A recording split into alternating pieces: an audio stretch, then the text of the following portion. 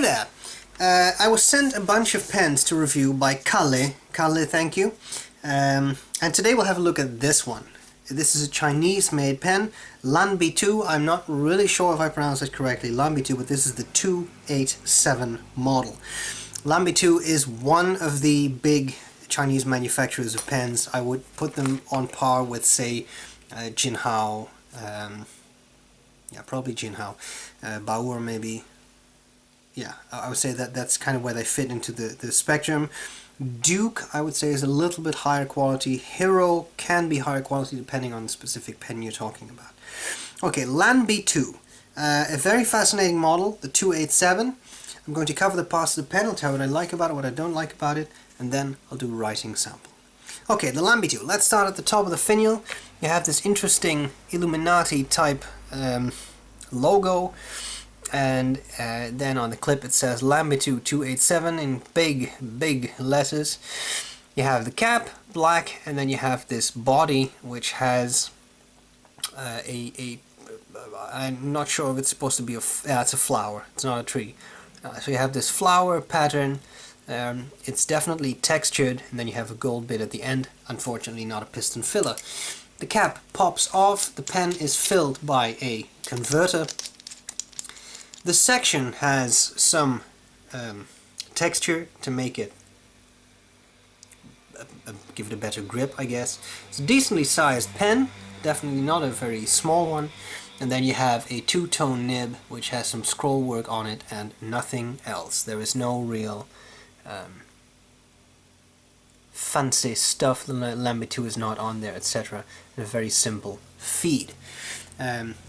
The section is tapered, and it has a lip at the end to keep the cap in place. It has a bit of a step down, but it's definitely not a big deal. In all, I think this is a pen that looks very nicely. I'm moving into what I like about it, what I don't like about it. It looks cool, the texture is definitely nice. I know these kinds of designs are not for everyone, but I think you could do a lot worse. There's a lot more terrible looking pens out there. So it's definitely very fascinating. I like the size and weight of the pen. I find the section to be a little bit on the thin side. Given the diameter of the barrel, I think it tapers quite significantly.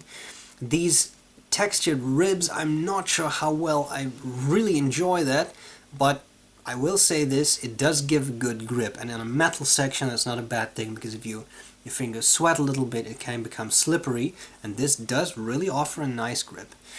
I also like the fact that the nib is not huge. It definitely fits in with the size of the section, I would say. Also, the two-tone works well with the trims of the pen. So in all, I think that's nice. Things I don't like about it so much. It has the infamous plastic white inner cap, which I've seen break on a lot of occasions. You can post this pen, but be a little bit careful, because if the white inner cap breaks, it will not, this closure won't really work anymore, although I do have a video on how to fix that again. So the ribs I don't care for so much, although they do work. They're not sharp, they are well made. It's an interesting model. I like this cap design with the open bit there.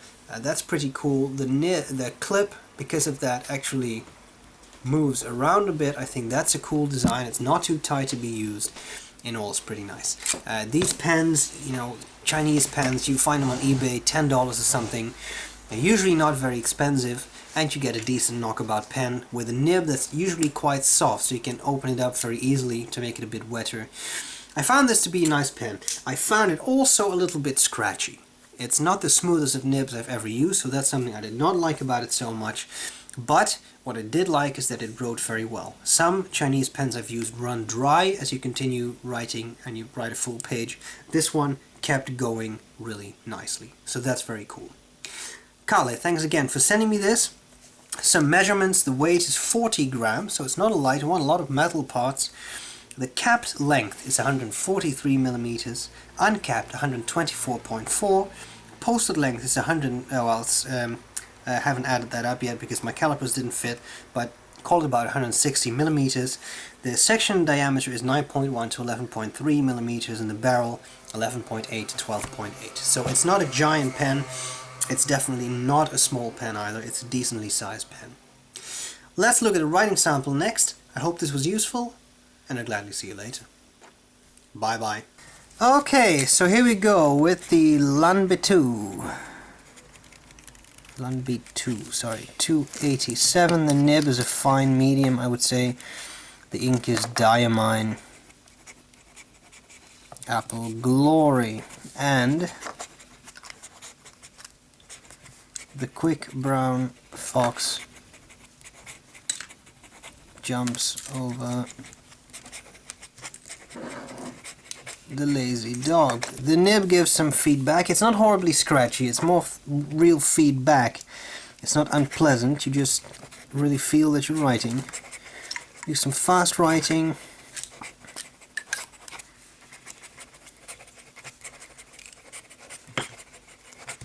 And there you have it. Alright. Wetness, you don't really see any skipping in the fast writing. It's not exactly a dry pen. You can see you can squeeze out some line variation.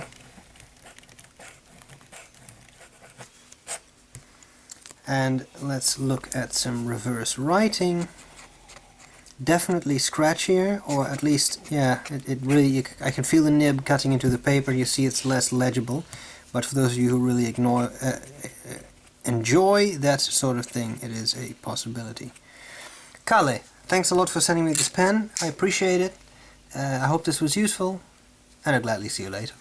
Bye bye.